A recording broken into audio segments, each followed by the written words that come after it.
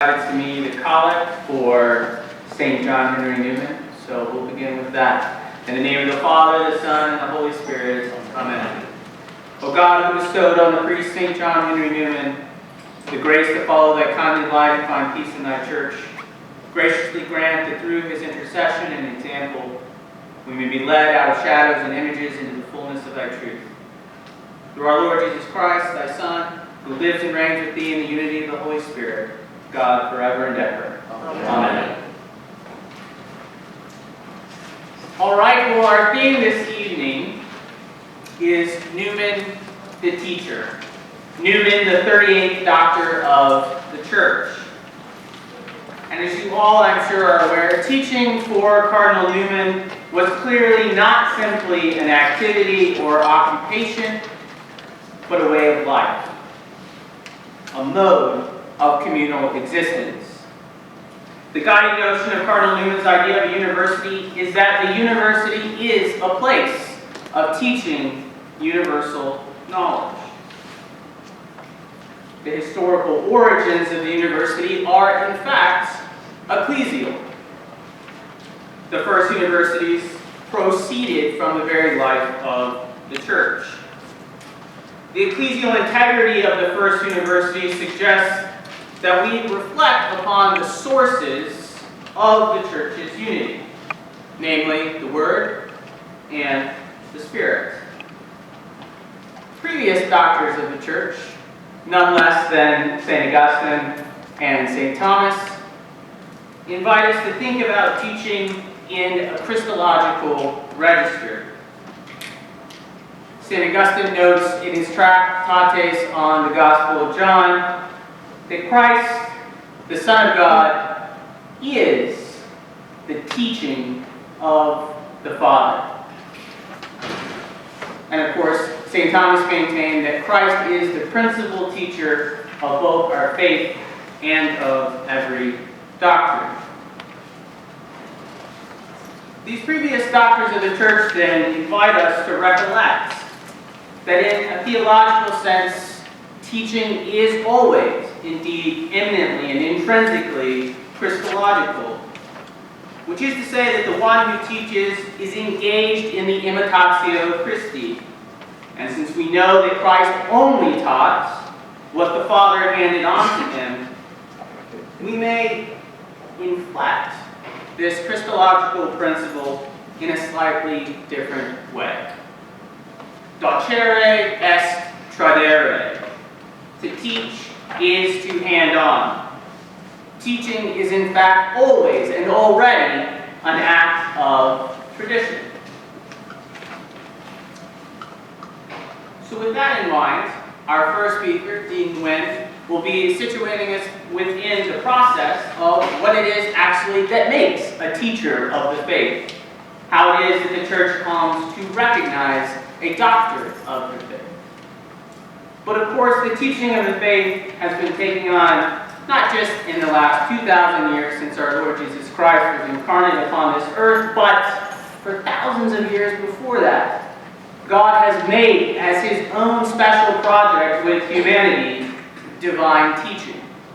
And the privileged site of divine teaching for millennia is in fact the human imagination. In the visions and in the dreams of patriarchs and prophets alike, God reveals himself through the human imagination. For this reason, Dr. Grant is going to be taking us on a journey into Cardinal Newman's understanding of the imagination and will help us appreciate how the imagination, in fact, gives us a deeper appreciation for Cardinal Newman's own synthesis between faith and reason. But, as I'm sure you've all been told in class, and as we professors regularly discuss among ourselves, teaching is not merely an intellectual affair.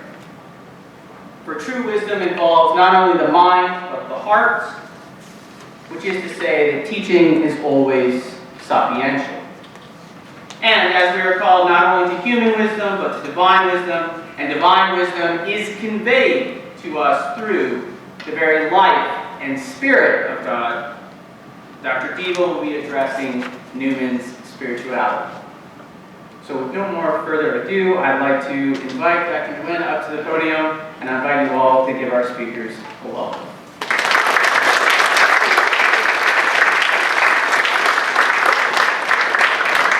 Thank you very much, Dr. Mabry. Thank you very much for coming out tonight. What an amazing time to be alive. What an amazing time for us to be able to get together and reflect. For me, this is absolutely thrilling, not only because I get to share the platform up here with two of my distinguished colleagues here, but also for us to be able to reflect on Newman as a doctor of the church the night before his feast day. Tomorrow is Newman's feast day that we'll be celebrating it, and then, of course, looking forward to the joyous, momentous occasion of his being proclaimed a doctor of the church on November 1st. I have the distinct duty to kind of lay the groundwork a little bit to see what it means for the church to declare somebody a doctor of the church. And I want to walk through a little bit of the history, I want to walk through a little bit of the significance of that before my distinguished colleagues dive a little bit into the thought of this amazing saint that we are celebrating. So let's dive in a little bit here about John Henry Cardinal Newman. When we talk about a doctor of the church, the formal title for that is the Doctor of the Universal Church. And that's an important thing to keep in mind, because when the church proclaims somebody as a doctor of the church, she is recommending, she is putting our attention to this person as a doctor, a teacher of the universal church. Not just a part of the church, but recommending it for everyone. The technical definition of a doctor of the church is a saint, so it's somebody who is canonized, who through their research, their study, their writing, their work, have notably advanced the church's knowledge of the faith. That's what a doctor of the church does. Helps us to advance our knowledge of the faith. What does that mean? That means that this person, through their work, through their study, through their research, through what they have done, has brought the church a little more deeply into the mystery of the faith. Has brought us a little bit more deeply into the revelation that God has given us. Has brought us a little more deeply into the love and the covenant of God. Doctors of the church also defend the faith, clarify the faith, bringing us deeper into the faith through their, a lot of times, kind of going against, or kind of teaching against, clarifying against heresies, schisms, things like that. So really the word doctor, where we get the word doctrina also, is a teacher. Somebody who advances this notion of understanding. Originally in the church, the notion of doctor of the church was reserved for these four, what we call the four great Latin doctors of the church. Traditionally speaking, St. Ambrose, St. Augustine, St. Jerome, and St. Gregory the Great. These were the first four that were considered the great doctors of the church. Now, there was no formal proclamation. This was just kind of like from a reverence that the early church had for these four. And the two criteria that kind of came out from that the church still carries on, is that you have a notion of eminence doctrina. Eminence doctrina, that there's an eminent learning to this person. This person is a little bit more than the rest of us, if you will, in their understanding and penetration of the truths of the faith. The other one that's a criteria, because again, head and heart go together. Fides et ratio et vita, faith and reason in their life as well. The second kind of criteria, if you will, that started to spring up was this notion of an insignis vitae sanctitas, this high degree of a sanctity of life. So this kind of continued through the first millennium until we get to Pope Boniface VIII. Pope Boniface VIII in 1298 came out and he said, hey, we want to formalize this. We've revered these four doctors of the church as the four great doctors of the church, and I want to formalize that. And so he did. He formalized it into a designation. These guys are recommended. These guys are designated as doctor, teachers of the universal church. About 300 or so years later, Pope St. Pius V comes along, and Pope St. Pius V does a really interesting thing. Up until then, there was just the four doctors of the church that were revered by the church. Now he's kind of formalized that. What Pius V then does is that he declares somebody else a doctor of the church Who does he declare? The patron of this university, St. Thomas Aquinas. So he declares St. Thomas as, in a sense, the fifth doctor of the church. A year later, what he did was that he noticed, hey, we have 4 great Latin doctors, but in the Eastern Church, there's also 4 that are revered quite highly as the 4 Greek or Eastern doctors of the church. That's St. John Chrysostom, St. Basil the Great, St. Gregory Nazianzus, and St. Athanasius. So what he did then in 1568, a year after he proclaimed St. Thomas Aquinas as the doctor of the church, proclaimed these 4 Eastern doctors. So we have the 4 great Latin doctors, St. Thomas Aquinas, and then the 4 great Eastern doctors of the church. So this kind of continued for a little bit until we get to Pope Benedict XIV. Pope Benedict XIV comes along, and he said, okay, there's a lot of doctors that are coming up, and we're proclaiming this and that. I want to formalize the criteria. So he took those 2 traditional criteria, the eminence doctrina, the insignis vitae sanctitas. To that, he added a 3rd one. The 3rd criteria is this notion of an ecclesiae declaratio, a declaration of the church, a proclamation of the church.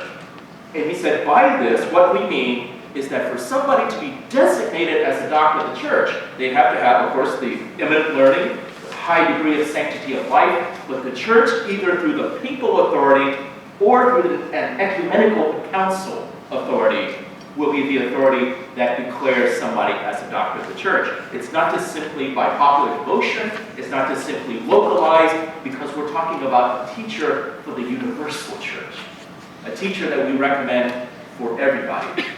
So these 3 criteria then became kind of set in stone as the criteria that we look to before the church declares somebody a doctor of the church. Now procedurally, there wasn't much else laid out.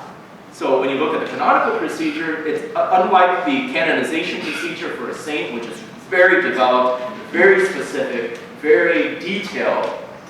The procedure for declaring somebody a doctor of the church, there really isn't a procedure. Because of the declaratio ecclesiae, the declaration by the church requirement, this really just kind of comes to a request. And we have to request from usually the Holy See, because it has to be declared either by a pope or an ecumenical council. There's usually a request that comes from the local level, from the people of God, in order to request that the church consider and declare somebody a doctor of the church. Interesting thing is when we talk about a doctor of the church, it does not include martyrs. It does not include martyrs, usually traditionally for 2 reasons. The first reason is that, in a sense, it's always been seen as a martyr is, in a sense, more of a witness than a doctor. A martyr is somebody who's given their life for the faith. While yes, a doctor is a universal doctor of the church, a doctor is somebody who is eminent in learning, sanctity of life that's brought the church deeper into the mystery a little bit. A martyr is somebody who witnesses. A martyr is somebody who's given up their life.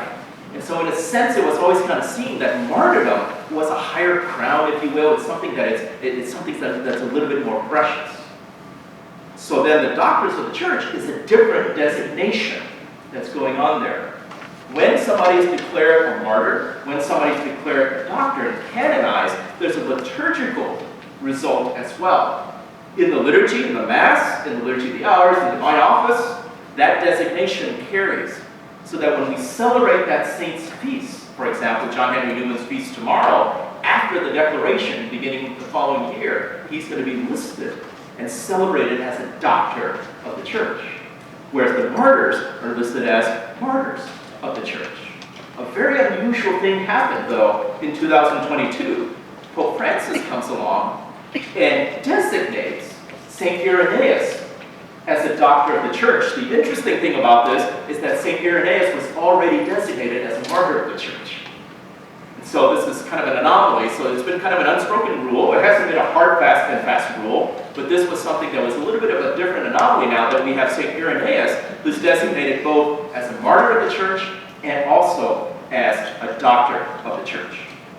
Sometimes when somebody's declared a doctor of the universal church, they're also attached to them a nickname, a title, if you will. I gave a little bit of a handout there. That's the entire 38 doctors of the church on there. If you look on there, the yellow is for the 4 great Latin doctors. The green there is for the 4 great Greek doctors. And then I listed their title or nickname there, when they were born, when they died, who was the pope that promoted them, that gave them that designation, and what they served as in life, whether they were a bishop, a priest, a monk, or a pope, or something like that. The nickname or the titles is to focus us into one aspect of this saint or this doctor, what their specialty was. And you can see some of the real interesting names that have been given to some of the doctors of the church. St. Bonaventure, for example, Dr. Seraphicus, the seraphic, sort of angelic type doctor, Dr. Magnificus also. St. Thomas Aquinas, interestingly, has 3 nicknames, 3 titles. Dr. Angelicus, for a couple of reasons, because his learning is so much higher than ours, it's angelic. Also, some people say, well, because he wrote the best treatise on angels ever, so Dr. Angelicus there. But also, Dr. Communis, he's the common doctor for all of us to draw upon. John Paul II comes along in 1999 and gives him an additional title, Dr. Humanitatis. These are, the nice thing about that is that it draws us and focuses in on some aspect of their work, of their life, that's being highlighted there. The downfall, though, and something to be careful of, is that these nicknames, these titles, can give the false impression that that's what this saint was all about. When it comes to somebody like Newman, for example, we'll see if there's going to be a designation, a nickname, if you will, but it's going to be really hard, because Newman is such a vast mind and a vast brain, and his thought touches so many different things, it's going to be really hard to kind of give a nickname that does him justice. Same way, I think, with St. Thomas. A little bit about what then is the authority.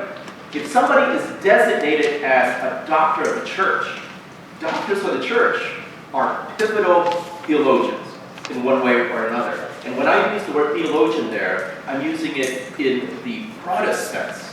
Not just that they've gotten a doctorate in theology like Dr. Deavel did. It was funny, I was talking to somebody and we were saying, hey, Newman is becoming a doctor of the church, and somebody's like, oh, he finally got his doctorate. No, that's not what we mean. That's not what we mean. A doctor, a theologian, is somebody who gets us to engage, somebody who gets us to love God more. Theology, faith-seeking understanding. St. Thomas says theology is the study of faith, doing the study of God and everything of God. So a theologian is somebody who's not just an intellectual. A theologian is somebody who's the whole package. The church fathers would have looked at theology and the theological discipline and said, no, this is not an intellectual exercise, it's an exercise of love. Theological knowledge is love knowledge. Theological knowledge is the knowledge that arises of being in love, being in covenant. It's like the knowledge that arises between husband and wife. When I was dating my wife, I didn't write a treatise about her. When I was dating my wife, I know things about her. And as you reveal yourself to the others, that's like God revealing himself to us, so that the love knowledge becomes deeper and deeper.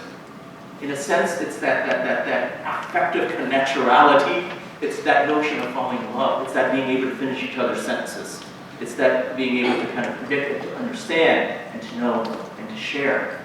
That's why it's no accident that in some previous translation of scriptures, for example, you get something like, and Adam knew his wife Eve, and they conceived a son. Because love knowledge gives life. Love knowledge is intimate. So a pivotal theologian, when somebody is a doctor of the church, they are designated as somebody who's bringing us deeper into this love knowledge. It does not mean that they are infallible. Designating somebody as a doctor of the church does not mean that everything that they wrote is without error, that everything that they did is absolutely correct. Some of the doctors of the church had speculative things. Some of the doctors of the church were just kind of wrong in some aspects. Some of the doctors of the church were corrected later by the church. That's fine. That's not what we're saying. The church is not saying this person is without error. What the church is saying is what a lot of students ask me. Well, which professor should I take this and that from? And I would say, oh, this doctor, he's reliable. She's reliable. She's one that you can trust. She's one that is a good guide. I'm not saying everything he or she says in her class is absolute gospel, but this is a reliable guide. That's what the church is telling us. When somebody's a doctor of the church, not infallible, but they're a reliable guide that you can follow. Now, some of their thoughts can be later adopted by the church. Some of their thought can be later corrected by the church, and that's perfectly fine as well. The other thing for you theology nerds out there as well is that when somebody is declared as a doctor of the church, it lends weight to certain teachings in what we call the sententia communis. The sententia communis, now in the previous times, there were different types of rankings of theological certainties. You had like fide and things like that. There's a category there, the commonly held opinions of something.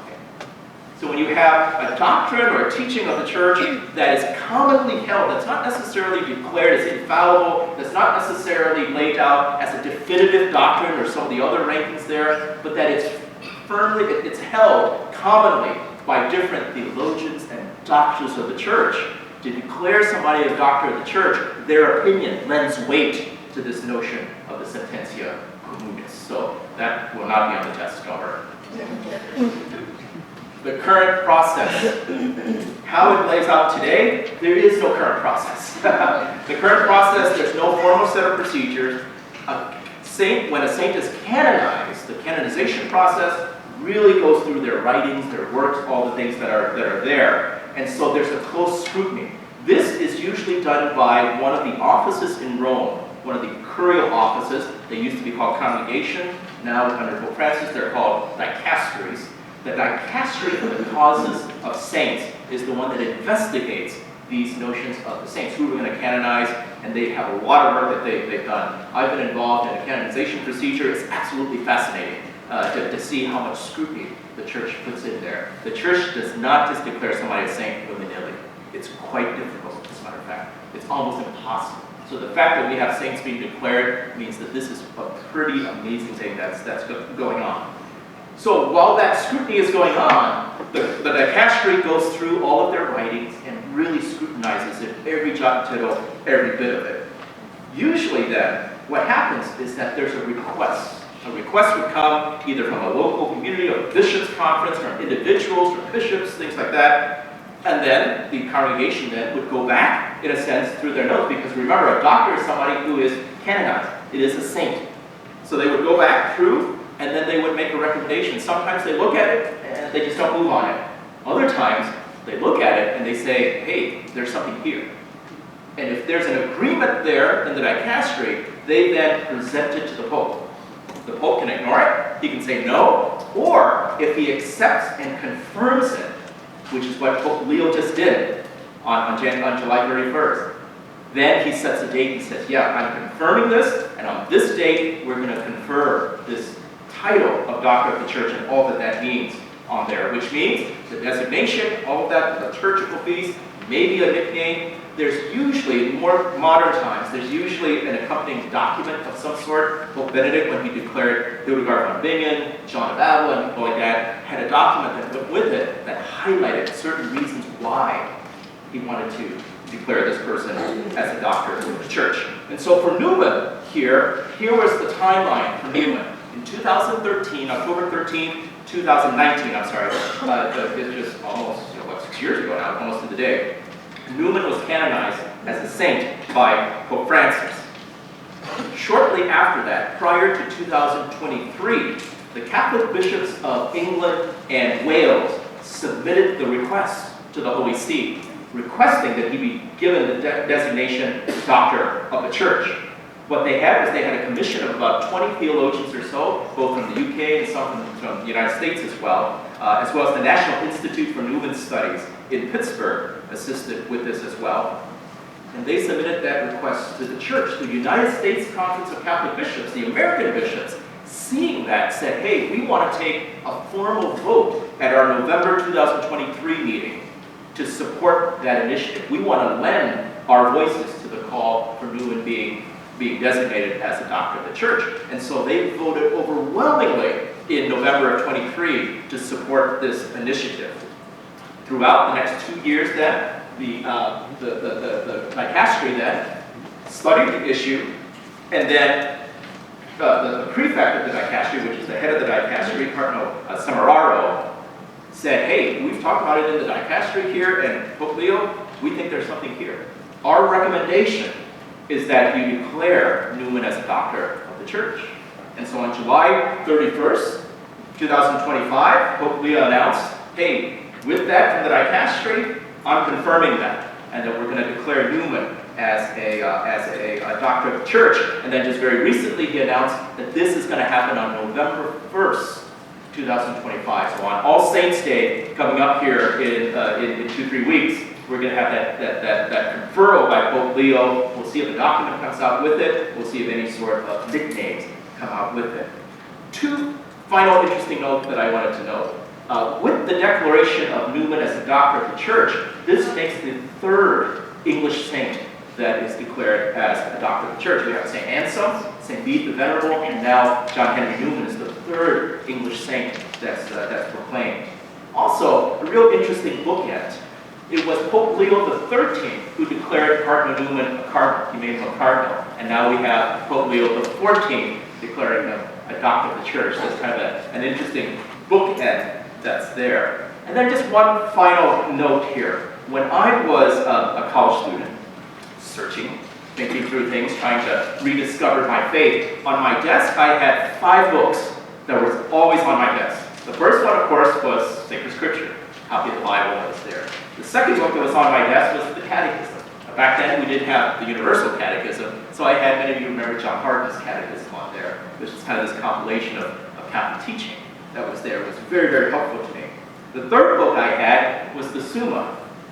Course student that I was, I couldn't afford the full Summa, so I got the little concise translation by McDermott on there that was on my desk as well.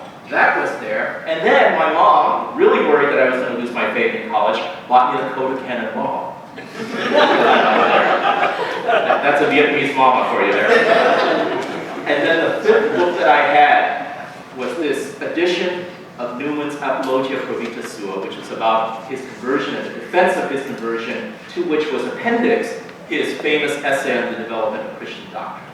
Reading that essay on the development of Christian doctrine caused me to fall in love with the faith a little bit more, to see how the faith can be lived from this great tradition, but in a deeper understanding in our contemporary times. So if Newman is a doctor of the church that guides us into a deeper understanding of the revelation and of the faith, I can attest to you that's what he did for me. Thank you.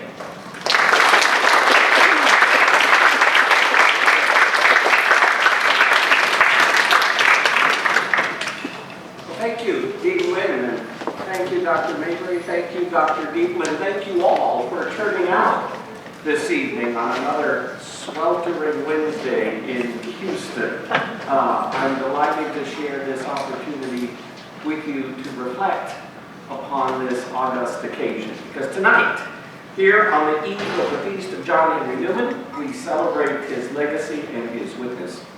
And we rejoice that he has been named the 38th Doctor of the Universal Church. This title will be conferred by our Sovereign Pontiff, Pope Leo XIV, and to be confirmed, as Dean Nguyen said, on November 1st of this year. This evening, I would like to say a few words about Newman's immense importance, not by attempting to summarize all of his rich and capacious thought, but by focusing on just a few themes.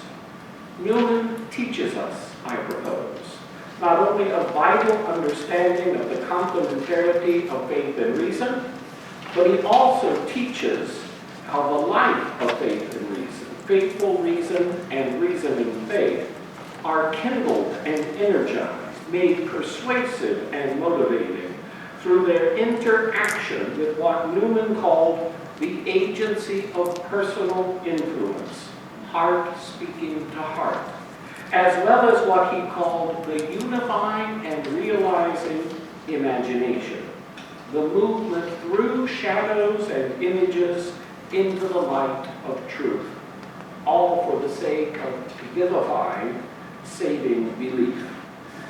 That Newman has been named Doctor of the Church strikes me as gratifying, of course, but not exactly surprising.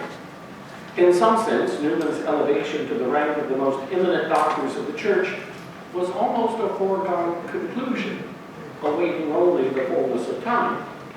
20 years before Newman's beatification in 2010, and nearly 30 years before his canonization in 2019, way back in 1990, on the centenary of Newman's death, none other than Joseph Ratzinger hailed Newman with the following words.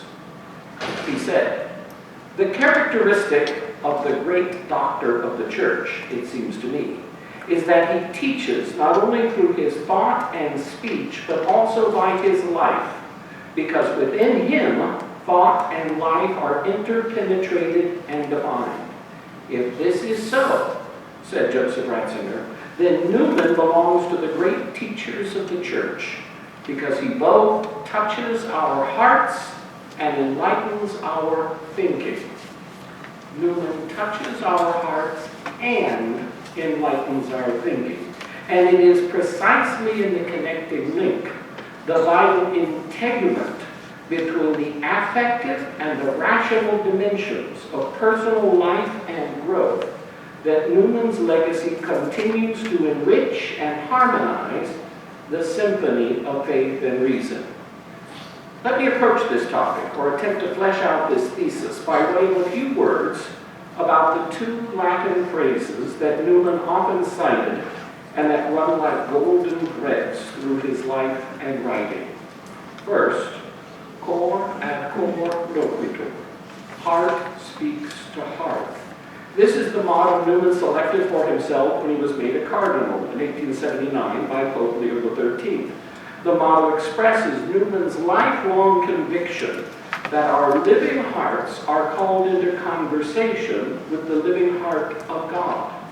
But this conversation begins and issues in our capacity to engage the hearts of our fellow human persons, to respond to their personal influence in the pursuit of truth, a pursuit assisted by the imagination, which helps open up the heart, overcoming our separate isolation to promote heart-to-heart communion.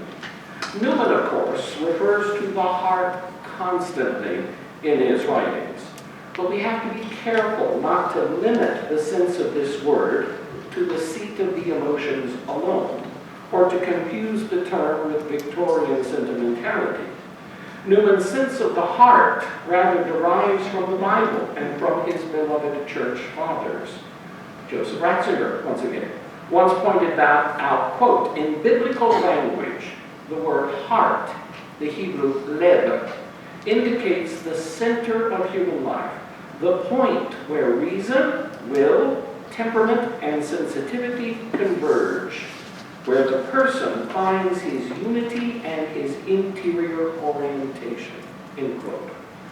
For Newman, I think it's fair to say that the heart, the affective dimension of the human person, subjectivity, need not be set in opposition to the rational dimension with its search for objectivity, but that both should act in concert, each checking the other to avoid the danger of watery subjectivity on one hand, untethered from reason, and the twin danger of an arid rationalism, a disembodied objectivity, abstracted from real life and detached from the essential drama of growth in meaning and purpose.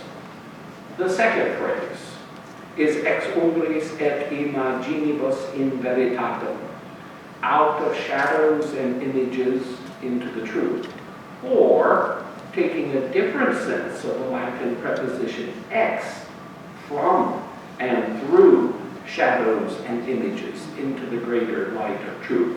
This is the phrase Newman used to characterize the course of his life, and it is the epitaph he selected for his tombstone. On the way to truth, believed Newman, we must pass through the shadows of doubt and perplexity, and we navigate our course by way of images, by way of the imagination, to find concrete and particular witnesses pointing to the truth, the ultimate truth, beyond shadows and images.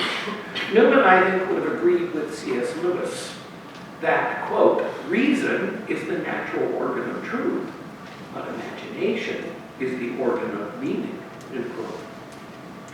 In reason and imagination together, truth becomes meaningful. That is to say, persuasive, compelling, and motivating for living into and living through such truth.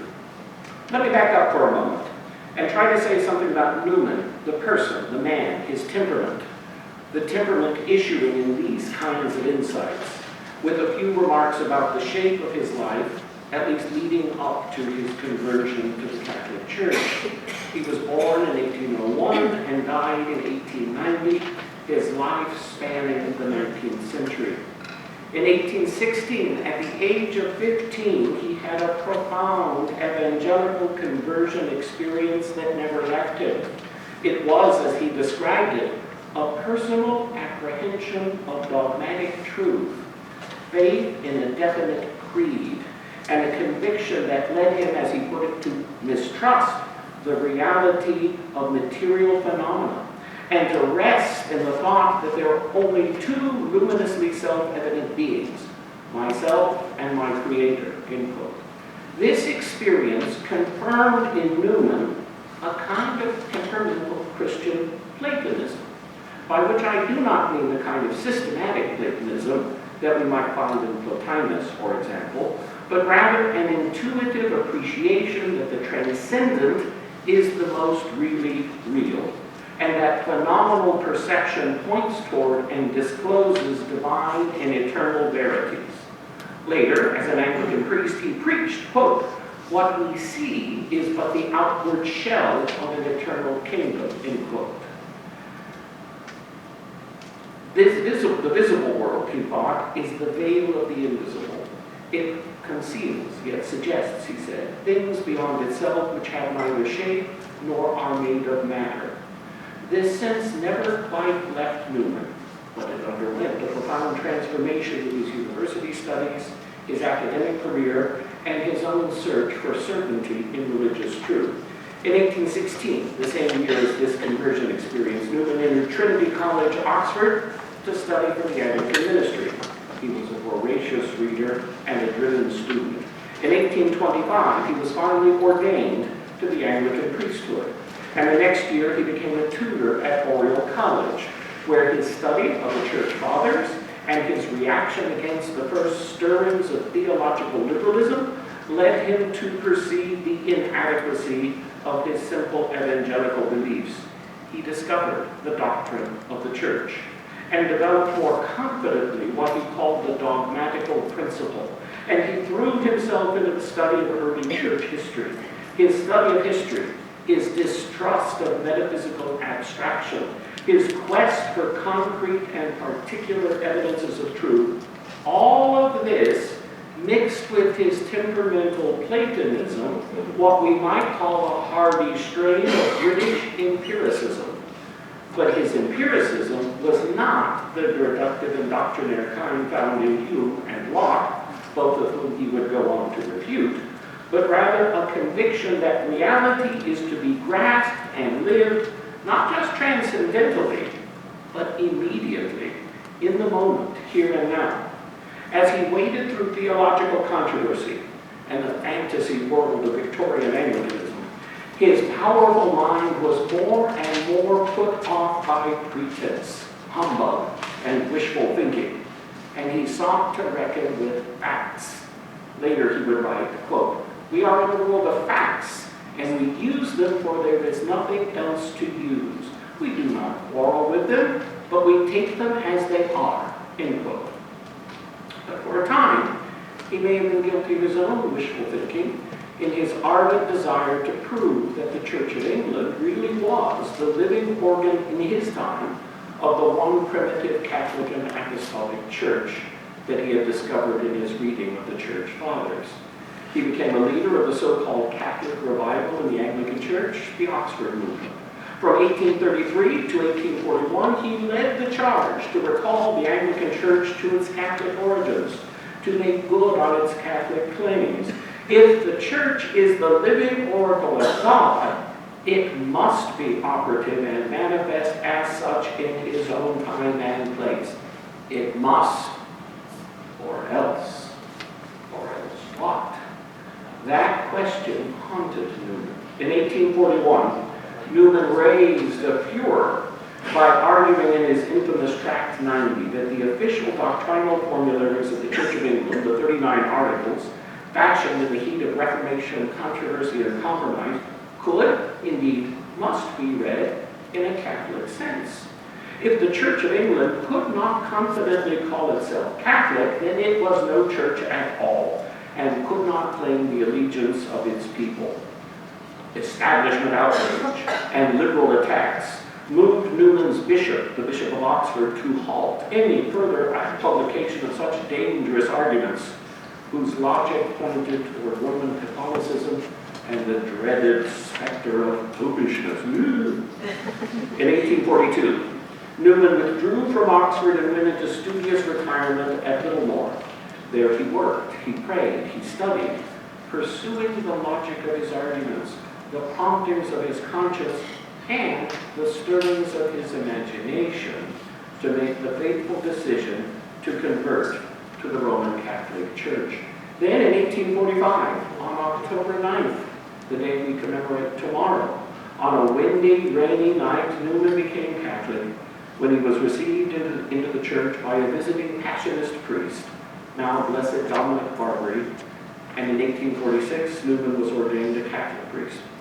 I do not mean to rehearse here the rest of Newman's career, that would keep us all night, or remark on his distinguished service to the Catholic Church in England, his founding of the Oratory of Birmingham, his great writings of education.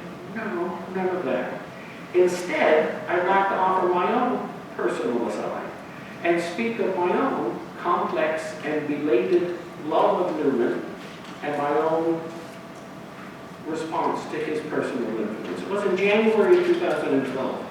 I was in England for some important and difficult work in London, and I first spent 3 days on retreat at Littlemore. I stood in Newman's library at the desk where he wrote, and he always wrote standing, the very desk where he penned his famous essay on the development of doctrine, the very desk that Dominic Mabry used as an altar for Newman's first Holy Communion. I held Newman's rosary in my hands, and I knelt in his private chapel before his relics, and I prayed for his intercession and stammered an apology. I told Newman I was sorry. I apologized because for many years, leading up to and following my own conversion, I resisted Newman's personal influence, even though I grew up in the shadow of Newman. From my childhood, singing his hymns, reading his poems, and memorizing his prayers, I stubbornly refused to let him touch my own heart or enlighten my own thinking. When I was an earnest young man searching for truth, I became an Anglican and long resented Newman's witness that I was mistaken, even as I felt persistently the call to follow in his footsteps by submitting to the truth of the Catholic faith. I always swore that if I became Catholic, it would be despite Newman, not because of him. As an Anglican, I only wanted assurance that I really was Catholic, despite all the abundant evidence to the contrary. And then, when I first became Catholic, I stupidly presumed that all my questions had been answered, and that I had nothing more to learn, certainly not from Newman, how wrong I was. Frankly, what I found difficult about Newman, in fact, I tried again and again and again to read him, but I found it difficult. What I found difficult was the challenging play of his mind, his supple, sinuous, rich, and demanding style, his paradoxical personality. And frankly, I was also put off by caricatures of his thought and misleading appropriations of his ideas about conscience and development and consulting the laity. Only later did I come to appreciate his great spiritual autobiography, the Apologia Pro Sua, his magnificent sermons, the idea of a university, his grammar of assent, and many other writings. But what finally drew me to Newman after much procrastination was his talent as a man of letters, a poet, a novelist, a stylist, his keen appreciation of the imagination, and his particular defense of literature.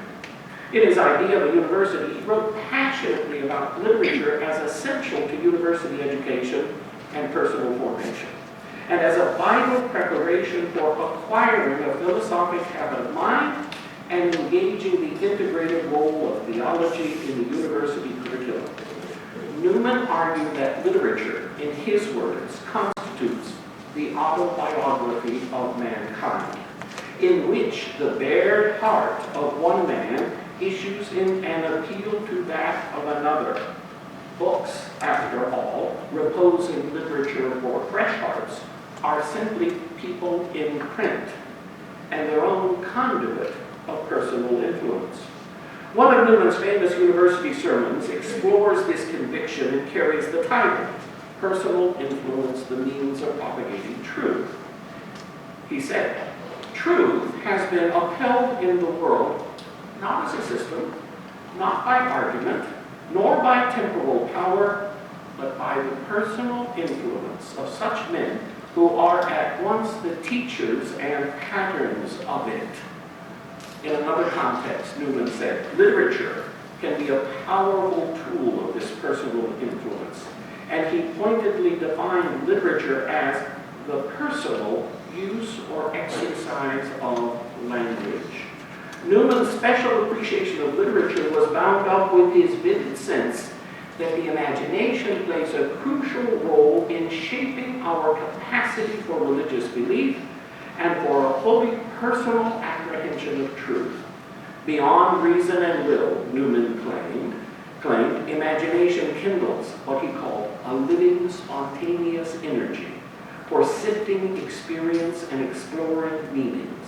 This process leads to real apprehension, what issues in imaginative assent, as distinct from merely notional assent, or paper logic, as he also called it.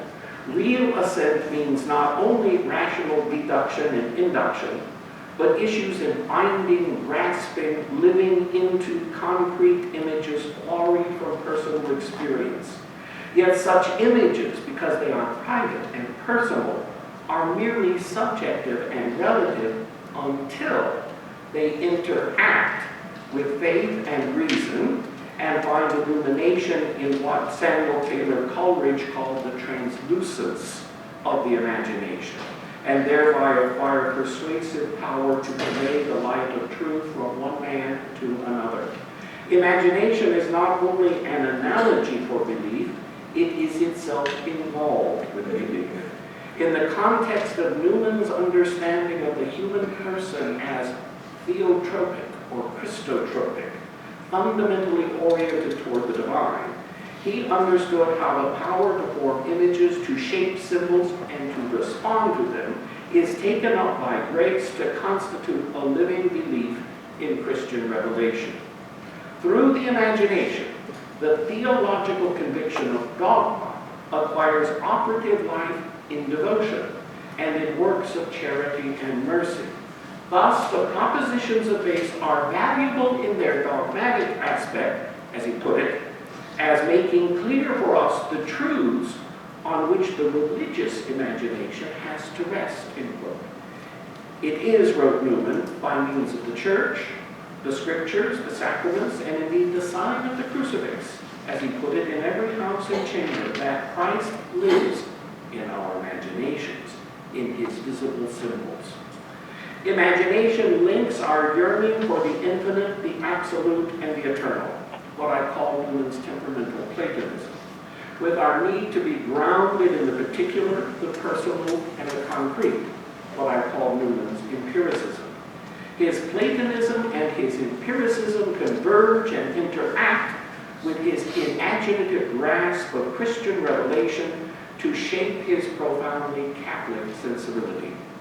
He calls us all to formation, not just of the intellect, but of hearts and imaginations, for a grasp of reality that is pervasively, personally, Trinitarian, incarnational, sacramental, and ecclesial, firmly rooted in the faith once delivered to the saints.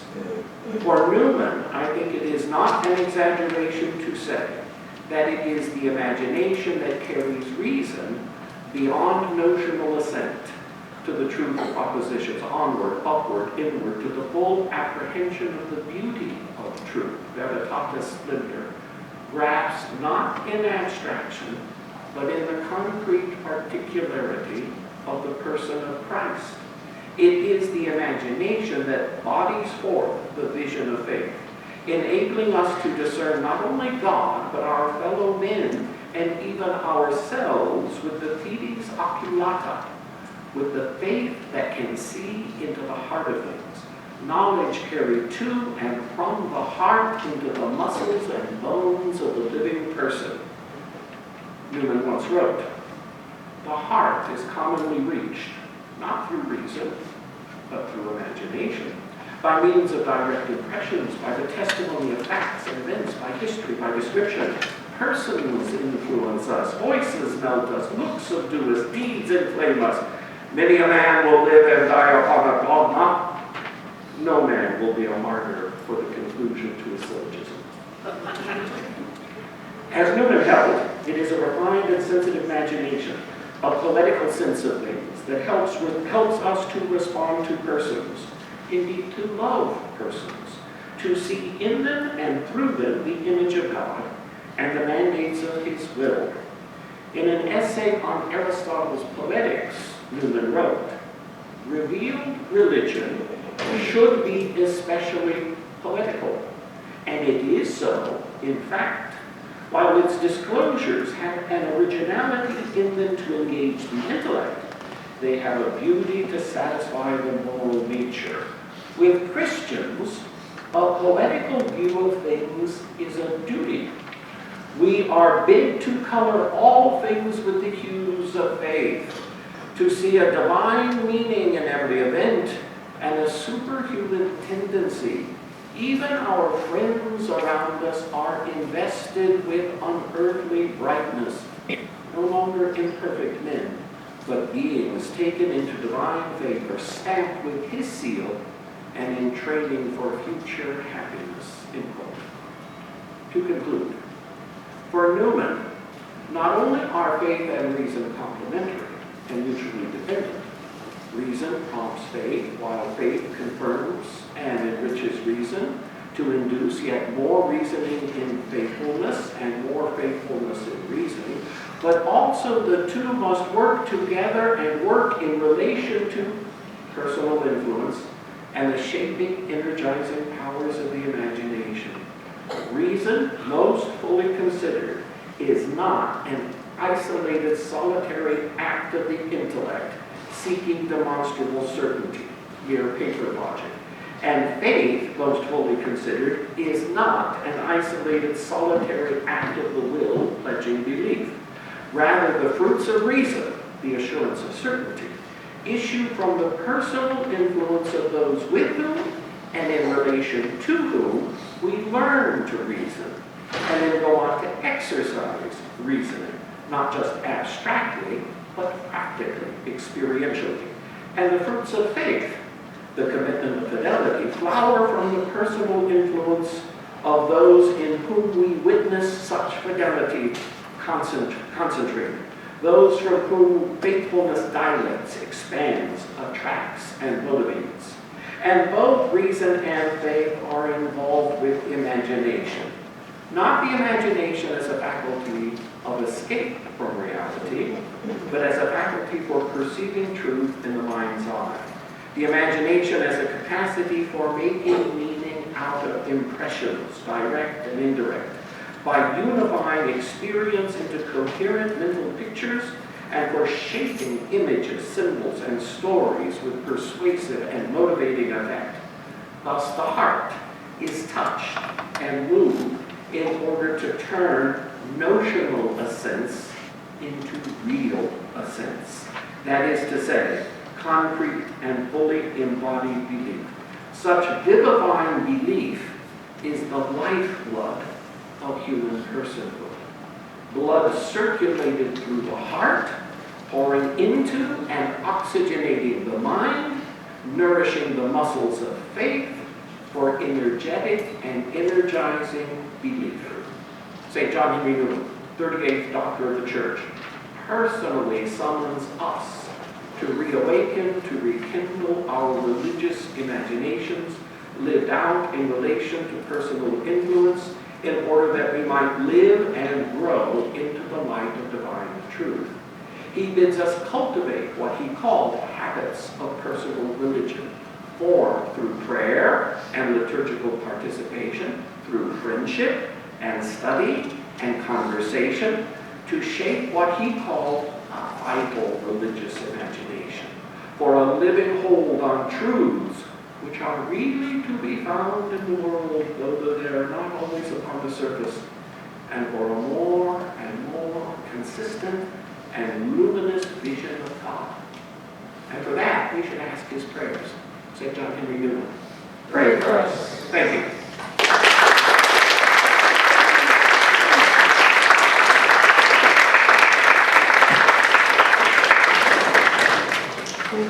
Like Dr. Brandt, I think that it was fixed from the beginning. It goes back before 1990. Jean Guiton, French theologian, recounts that in 1957 he was visiting his friend Pope Pius XII. We all friends. And he was, kind of down about things, and he was sort of lamenting various things about the world and the church. And Pius XII leaned in and said, "Console yourself, monsieur. John Henry Newman will be a doctor of the church." In 1957. And I think they knew it too in 2019 because his feast day, as Dr. Graham also mentioned, is tomorrow, October 9th, which is the day in which he was received into the Catholic Church. Not when saints are usually have their days, right? Because their days are usually their death day, right? Your birthday in heaven, so to speak. Why not August 11th? Well, that day belongs to St. Clare of Assisi. Stupid Italians always hogging up the calendar. Dr. Quill is up there. I think they knew that he's going to be on the universal calendar someday, and so we don't want to put him on a day in which he'd have to compete with somebody. So October 9th it is. Well, what can we learn from Newman? I think we've already heard a good bit about his imagination and his notion of faith and reason. There are so many other reasons and so many other possible nicknames. Father Raymond de Souza, a priest I know, wrote a column in the National Catholic Register shortly after the announcement. He gave 9 different possibilities. Of course, there are probably more than that, but his work on some of the topics that Dr. Brandt said, are often misunderstood, like his notion of conscience. I think he could be the doctor of conscience. In fact, I wrote an article recently saying we could call him the doctor of conscience. But that's just one possibility among many. He's the one who explains Catholic education very well. The idea of a university, his great work has been mentioned. If you go to many campuses, what's the Catholic Center called? The Newman Center, right? He explained a way in which you can understand education holistically as something that is not merely job training, not merely credentialism, but is instead a way in which you develop a mind that is cultivated to have a view of the whole world. So he could be the doctor of education. He could be the doctor of many other things. Tonight I'm going to suggest perhaps that he could be the doctor of providence. But this is the thing, is his spirituality, like everything else, always makes me think about him. Why is he so great? Well, it's because he takes into account all of these things. He's really good at logic, but he also sees the value of imagination. He understands that faith is essential, but he understands that reason has to go with it. He understands that faith is important, but works have to go with it. That Scripture is everything. In the in the essay on development of doctrine, he says that Scripture is such a wild and undiscovered country that nobody can say that he has really mapped out the whole thing. And forever to the end of the world, we'll be discovering treasures of the choicest variety right there in the midst of Scripture. But how do we do that using tradition as well? He thinks that the literal sense of Scripture is very important. He valued science, but he also felt that the allegorical sense of Scripture is most important to keep you on the orthodox path. In short, he captures everything about what is great about being a Catholic, that it's the both and religion. It's not trying to cut one thing off and we're just going to focus on this. It's about the whole package. And I think that's what's great about his spirituality too. Dr. Nguyen summarized the beginning of his life, his origins as a sort of ordinary Anglican, his conversion experience, his study of the fathers of the church, and his discovery that the church has to be something more than what people were telling him. And so when he came into the church in 1845, it was something of a conclusion of a very long journey. And you would think, this is wonderful. Now he's made it. He's into the church, into the ark. No more floods, no more bad weather. But that's not the way it is it? And of course it was very difficult for him, despite the fact that it was this great triumph. It was difficult to get along. What's the first thing that they did? They said, well, do you think you're going to discern a call to the priesthood? And he said, I think I am. And so where did they send him? They sent him over to basically the college seminary. And he recalled how he's standing in line for the confessional with a bunch of 19-year-old guys, the most famous theologian in England. It's kind of ironic. He says, it was kind of irritating at the time, but I accepted it because to be a Catholic was the most important thing, to be in the church that I believed that Christ founded. Things did not always get very, very easy. He then went on to study in Italy, of course. Rome, right? Studied a little bit of theology before he would found the Oratory in England, a community of religious priests bound together by promises and not vows. And while he was in Italy, of course, he got to interact with various people, but not everything went smoothly. He got into one of these audiences with Pope Pius IX. And of course, the practice at the time was when you got to go up and greet the Pope, you were supposed to kiss his foot. And Newman wrote back to a friend and said, well, I grabbed his foot and I pulled a little too hard and I almost tipped over the papal throne and the guards came running. Not very smooth, was it?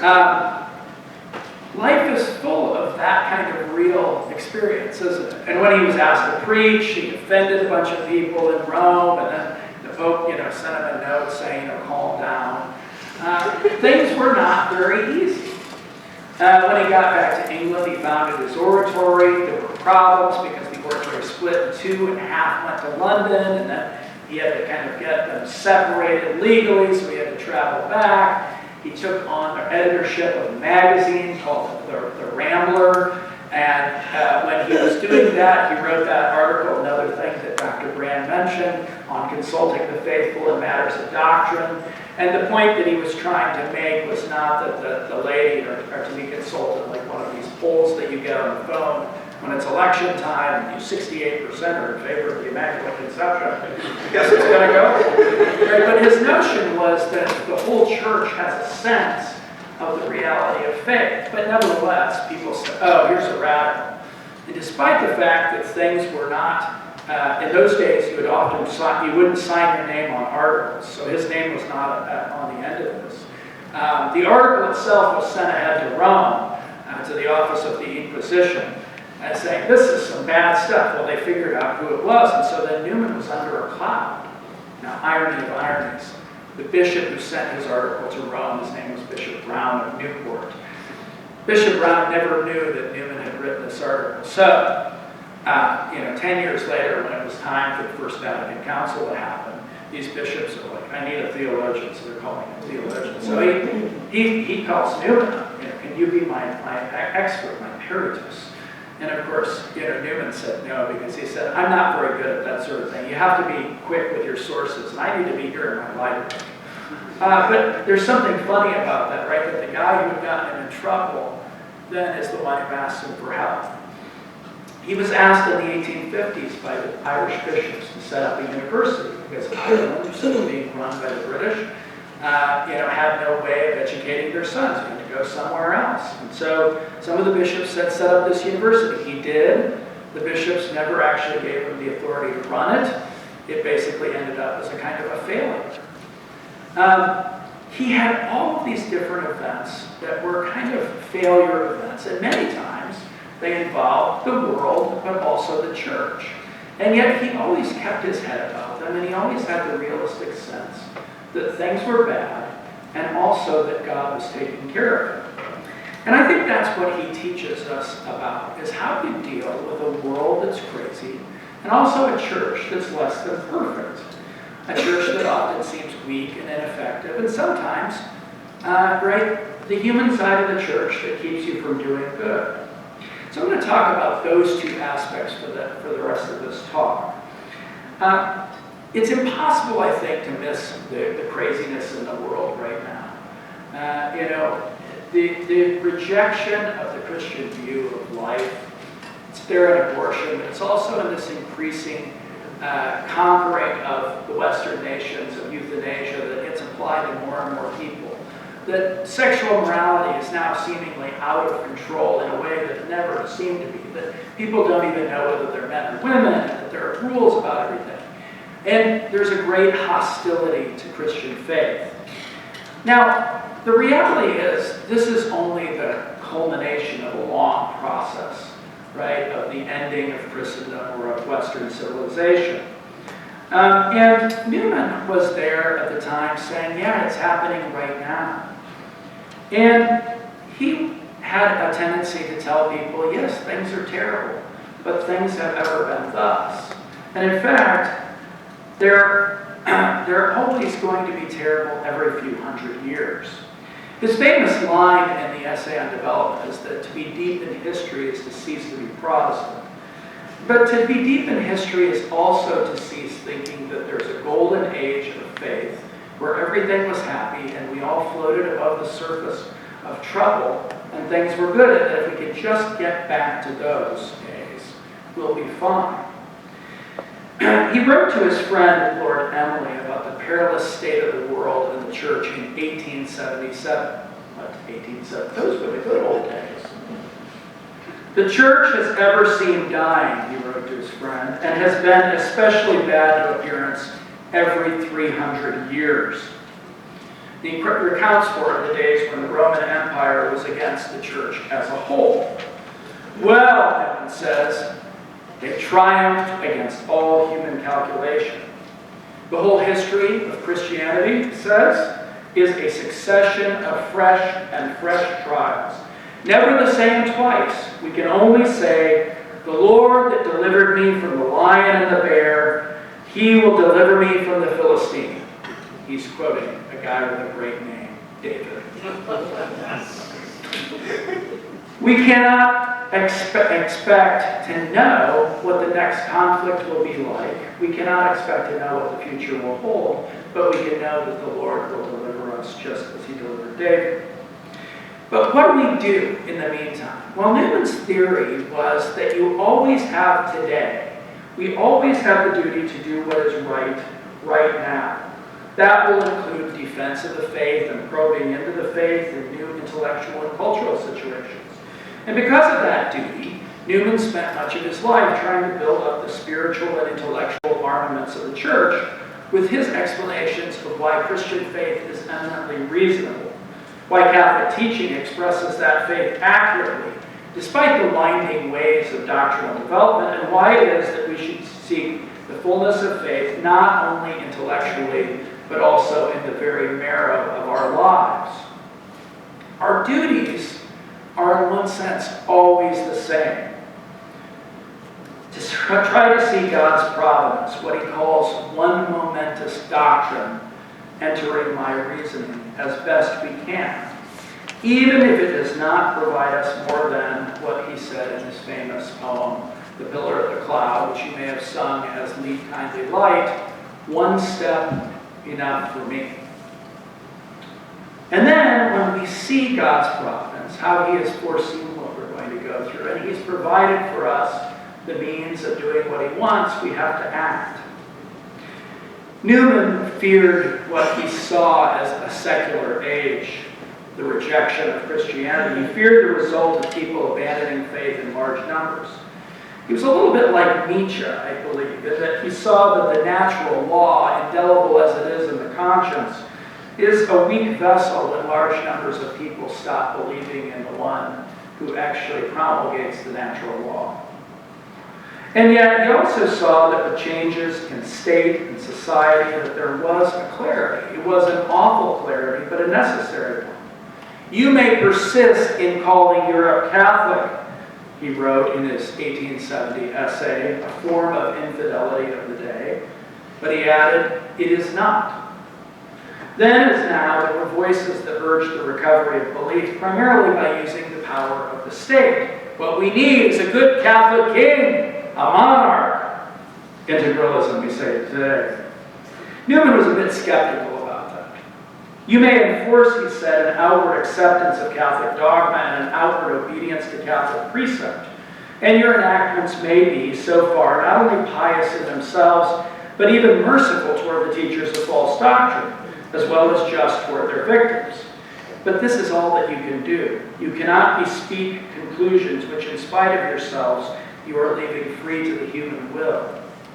There will be, I say, in spite of you, unbelief and immorality to the end of the world, and you must be prepared for immorality more odious, and unbelief more astute, more subtle, more bitter, and more resentful in proportion as it is obliged to dissemble.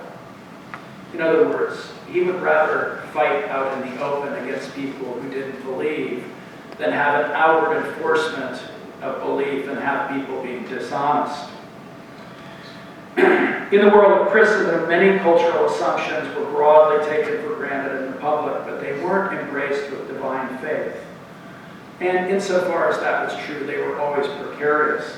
In the Middle Ages that were beloved of so many Catholics, Newman noted that unbelief necessarily made its advances under the language and guise of faith, whereas in the present, when universal toleration prevails and it is open to assail revealed truth, whether scripture or tradition or the fathers or the sense of the faithful, unbelief in consequence throws off the mask and takes up a position over against us in citadels of its own and confronts us in the broad light and with a direct assault. I have to say, I used to help out when I lived in Minnesota with a men's group that organized arguments. And it was hard to get kind of, squishy Catholics to debate. It was much easier to go to the Atheist Association. Those people were ready to rumble. I have to say, Newman was right, wasn't he? And it was nice, too, because you could argue openly about these things. Better to face unbelief in daylight than be tricked by religious-sounding lies. And it's not clear that the situation of the old Christendom was ultimately more advantageous for salvation of souls. Newman responded to those who lamented the lack of a Catholic state in England that I am not sure that it would not be better for the Catholic religion everywhere if it had no very different status from that which it has in England. There's so much corruption, so much deadness, so much hypocrisy, so much infidelity when a dogmatic religion is imposed on a nation by law that I like freedom better. Indeed, he observed that the fears that people had concerning a united Italy with no papal states, that if the vagaries of Protestantism and infidelity have free course in Italy, I shall not feel sure that fewer souls out of the whole nation go to heaven, putting aside infants, than went under the state of things which preceded those profanities. It's not that Newman disregarded public order or anything else like that, but he didn't confuse it also with faith, which is necessarily that of a personal decision. Too often what we fear and dislike is our own position in an openly hostile and secular world. And yet, this is the reality that Christ promised us. If the world hates us, we must remember that it hated Christ first. But what makes it so difficult quite often is we think, well, the world's terrible, but it should be better in the church. What about the chaos in the church that happens quite often? How can we fight when it seems as if the very body of Christ seems to be tied down, rent apart, not only by hostile secular forces, but by her own weakness? And I think here, too, that Newman speaks to us. The battle in the first ages of the church that Newman referred to in his letter to Lord Emily, the one against the Roman Empire, well, it was fought not in some serene setting where all was clear and peaceful in the church, but in the midst of the chaotic Arian crisis. Right? When we think about these great Latin doctors, we think about them as the icons of this sort of, heavenly setting, but their very lives were lived amidst chaos. Augustine fought the Donatists, right? The rest fought the Arians. It was a very difficult thing. The Arian crisis was itself a titanic battle involving the central question of the faith. Who do you say that I am? And it wasn't settled by the Council of Nicaea in 325, but it continued to rage, such that 40 years later, St. Jerome, patron saint of grumpy Christians, could write a letter in which he lamented concerning the Council of Rimini in 359 that the whole world groaned in astonishment to find itself Arian. We look back on these ages as golden, but they sure seem dismal to people like Jerome. In his first book that he wrote, Newman on the Arian crisis observed that there seemed to be a sort of suspension of the magisterium during that whole time. He complained, why don't bishops, why don't popes teach better? Well, it happened in the 4th century too. Sometimes things aren't as clear as we would like them to be, but we have to live by faith. It was so in the 4th and it was so in the 5th century. St. John Chrysostom, to whom is famously attributed the line that the road to hell is paved with the skulls of bishops, or excuse me, it's paved with the skulls of priests and the skulls of bishops are their signposts. I've never found the line, but it fits with his own sort of, his vibe, shall we say. St. John Chrysostom said in his commentary on the Epistle to Hebrews, I do not think more than half of the bishops are going to heaven. But for the other saints, it was the same way. Newman observed in that same letter to Lord Emily, would not the prospect of the future look as terrible to St. Augustine or St. Leo, humanly speaking, as it does to our generation? You read St. Gregory the Great, and he's like, I think Jesus is coming back. It's done, right? Every generation is the same way. And the church's institutional health does not necessarily mean that God is not still using her to be an antagonist to a broken world. In the beginning of the church's life, we find what? One of the 12 betrayed him, one denied him, 9 others ran away. It may indeed be the case that though we would like the church to be always advancing from triumph to triumph, the Lord's notion of such triumphs is a bit different. The Lord seems content to let the church suffer what seems like death before resurrecting her. Such has been its slumber and such the restoration of the church, Newman wrote in the essay on development. She pauses in her course and almost suspends her functions. She rises again and is herself once more. All things are in their place and ready for action. Doctrine is where it was, and usage and precedence and principle and policy. There may be changes, but they are consolidations or adaptations. All is unequivocal and determinate with an identity which there is no disputing. Yet it can be hard that the church seems so weak sometimes. We have a church that is both divine and human, but the human, all too human side can be tough. Practical decisions by bishops and even popes have no guarantee of infallibility about them. Newman, when he became a Catholic, had to resign his position as a fellow of Oriel College because Catholics were not allowed, and they were not allowed to be students. But that changed in the second half of the 19th century. No longer were graduates of Oxford required to sign the Anglican 39 Articles of Religion, and so many Catholic parents sent their sons, at that time it was male only, to Oxford. Now, the Catholic bishops did not like this because they said this is a temptation to go into the den of Protestants. Newman had a slightly different view because he knew what was going on in Oxford. The danger is not that they will become thoroughgoing Anglicans, but that they will become thoroughgoing unbelievers. And Newman believed that parents were going to send their sons there, whether the bishop said so or not. And so he was approached several times about establishing one of his oratory congregations there in the midst of Oxford to minister to people. The bishops did not like this, and so they managed to contrive to block him several times. It was very frustrating for him.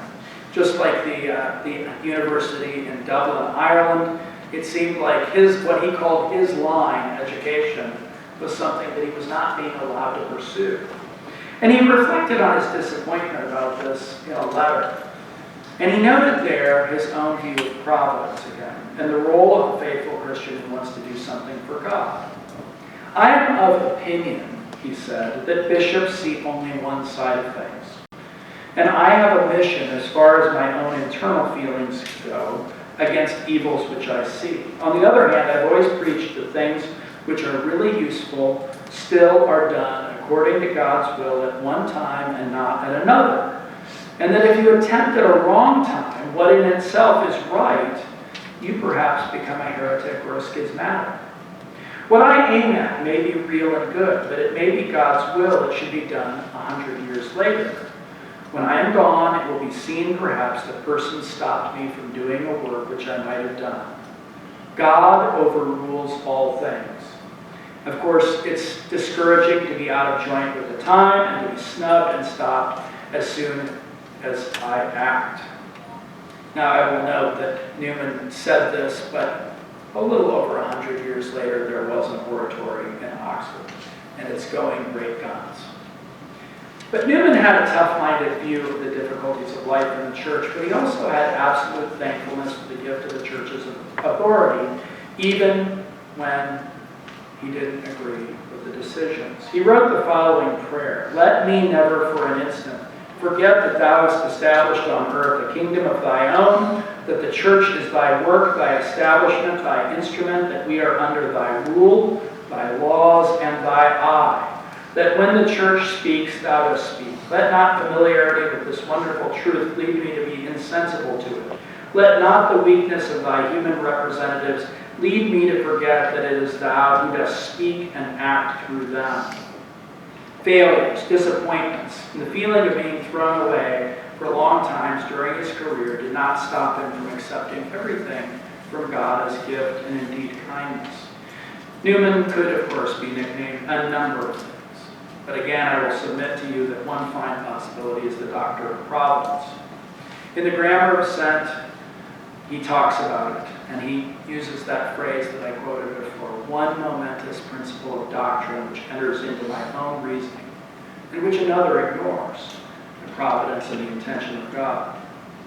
Now, he meant by providence not simply some abstract concept that allows us to look across the centuries and see God's plan dimly, although we can do that. But for him, it was the momentous doctrine that grounds us always, both when we are weak and when we are strong. Perhaps you've seen a prayer card with this famous meditation about the role of that providential guidance, that sense that it is a kindly light always. It goes this way: God has created me to do him some definite service. He has committed some work to me which he has not committed to another. I have my mission. I may never know it in this life, but I shall be told it in the next. I am a link in a chain, a bond of connection between persons. He has not created me for naught. I shall do good. I shall do his work. I shall be an angel of peace, a preacher of truth in my own place, while not intending it if I do but keep his commandments. Therefore I will trust him, whatever I am. I can never be thrown away. If I am in sickness, my sickness may serve him. In perplexity, my perplexity may serve him. If I am in sorrow, my sorrow may serve him. He does nothing in vain. He knows what he is about. He may take away my friends. He may throw me among strangers. He may make me feel desolate, make my spirit sink, hide my future from me. Still, he knows what he is about. Newman continues to speak to us today, and he urges us to hold on to the fullness of faith in Jesus Christ, to live in the embrace of the church, even in a world that often seems set on rejecting faith entirely. And Newman does so despite any misgivings about the failures and weaknesses of any of the church's ministers. He urges us to seek perfection in our daily lives, where Christ greets us in our duties, to be fully alive in Christ, since Christ dwells richly in our hearts, and his Spirit, he says in a homily, pervades us like incense pervades a temple. And finally, he urges us to see the providence of God knitting together our life in the midst of difficulties, to see that we are led, and it is a sure and kindly light that leads us. God, he tells us, knows what he is about. Nothing in my life or your lives is in vain. Find him, Newman tells him, and you will find yourselves. Thank you.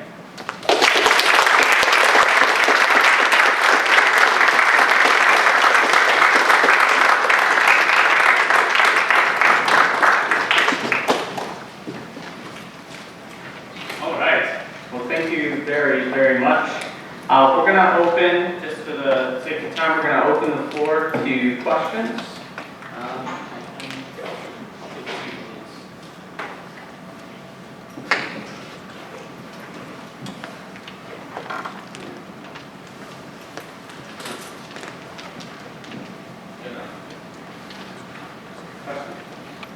I do have a question, but I want to let the lady student go first. That's fine.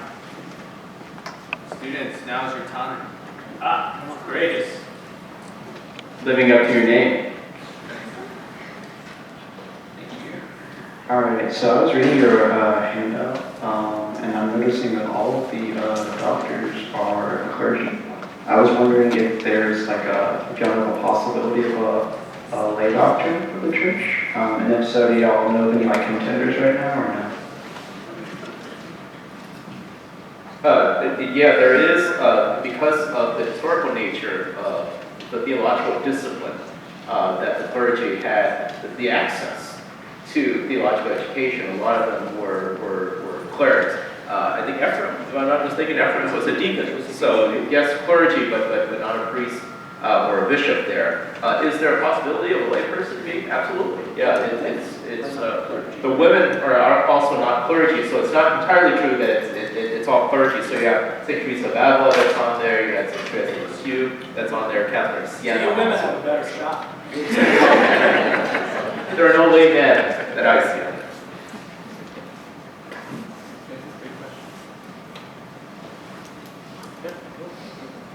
there.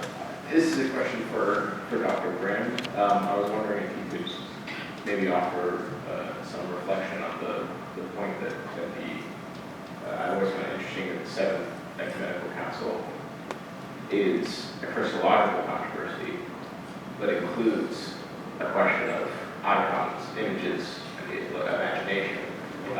So could you maybe, I guess, like offer a reflection of the importance of that Christological dimension and the importance of that decision in the church? Well, perhaps, I'm sure Dr. Deavel could say a lot more about Newman on that particular, council, the iconoclastic and controversy in particular.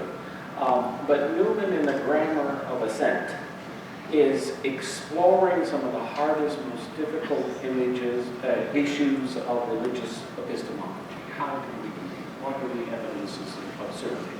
But he does so in a way to vindicate the humblest, simplest habits of belief, right?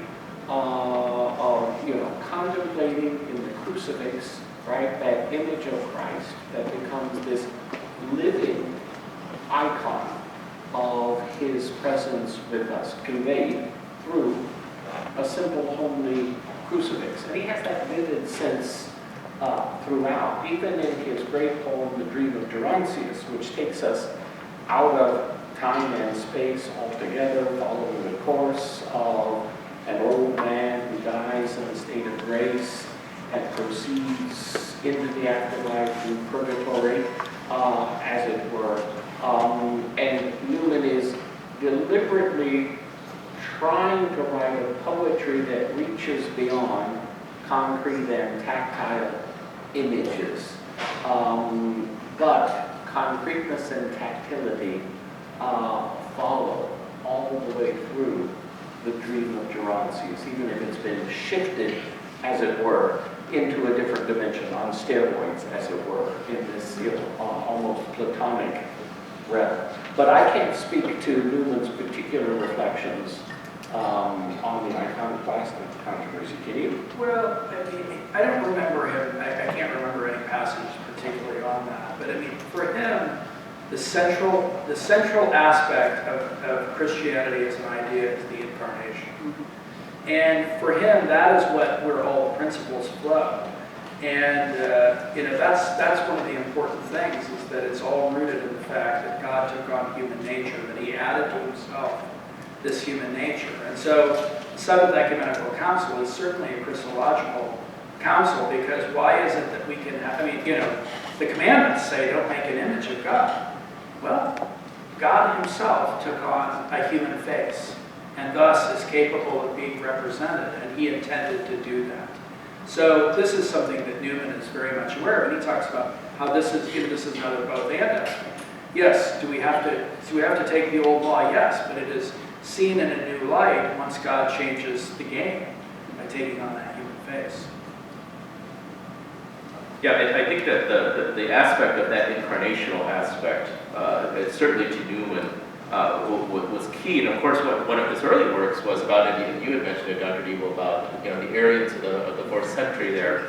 So he was steeped in this patristical approach to things. Obviously, the Arians with the divinity of Jesus Christ. The flip side of that is that notion of whether or not he was fully human as well. And certainly, the iconoclast controversy really brought that to the fore. What really kind of tickles me is that notion, and you had brought it up, Dr. Deavel, in his life. He's to the world, he's almost like a failure, because there's so many of his projects, it just didn't work. It just didn't come to fruition for all these aspects. So it's this kind of this gritty reality of life that was there. It's what you were saying, Dr. Brand. That's where that notion of the imagination comes in, and that sort of projection, which is really what that iconoclasm controversy was all about. Did Jesus Christ come in the flesh? And if he's in the flesh, then we can't have a representation of him, but a representation that then with the imagination opens us up to a deeper reality that's there. And I think that's where Newman meets that issue. Tom, just a second. We get this shown to the number.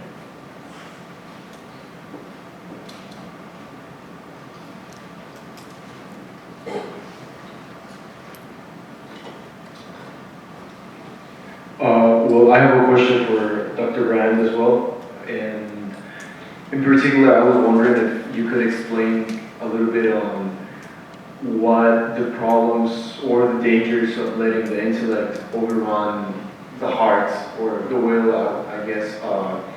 What in particular those dangers are. Yeah. What's the problem with that? Well, Newman, thank you.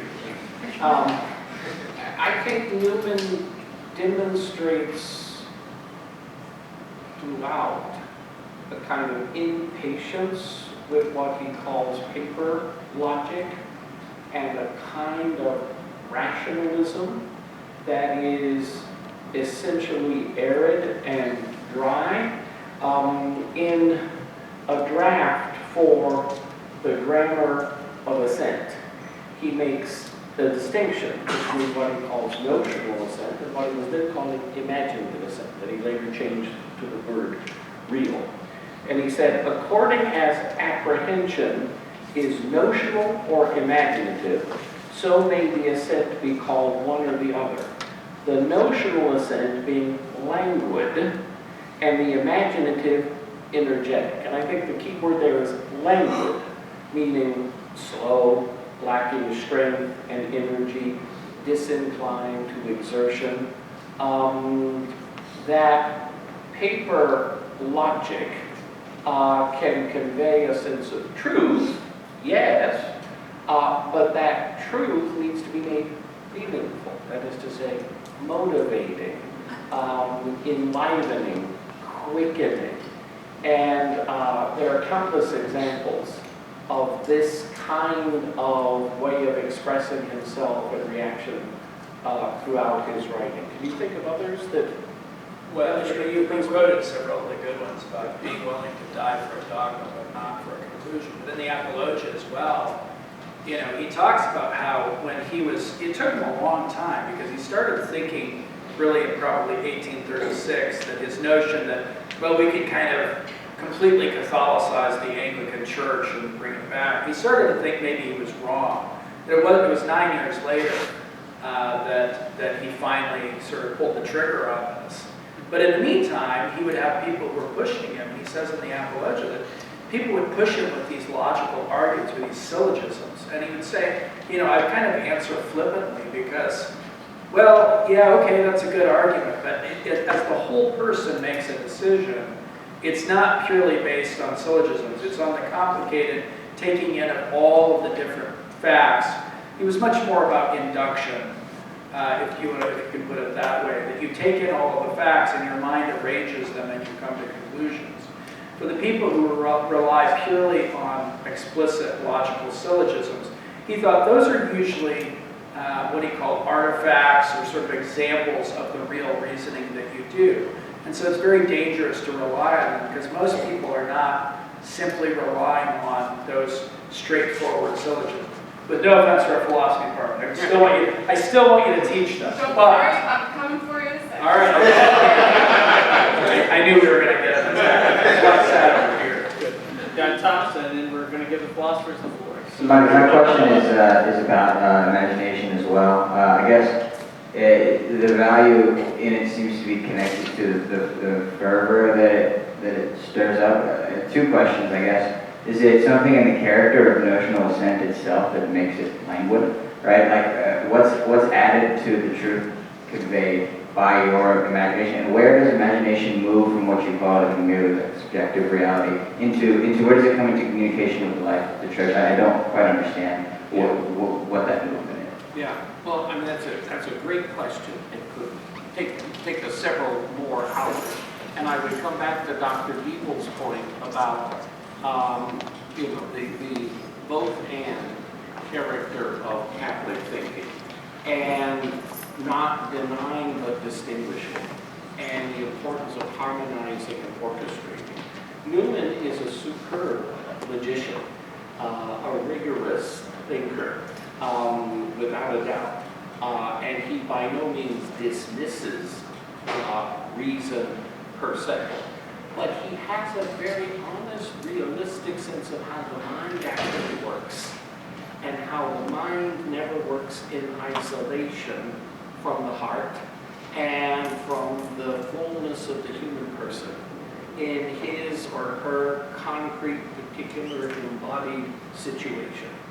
But the human person is never content merely to be an isolated, subjective monad, divorced from everything else. And this is where personal influence comes in, right? Through friendship, through argument, through the back and forth, the tension, the conflict between minds.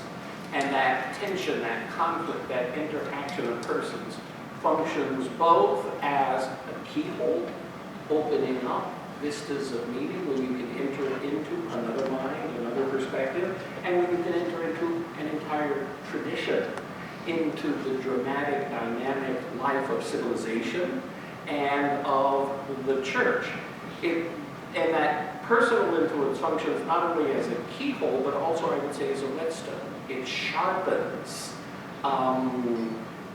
intellectual agility, a psychic pliancy that engages not just the rational faculties, but the affective dimension, whereby the head, in C.S. Lewis's word, rules the belly through the chest.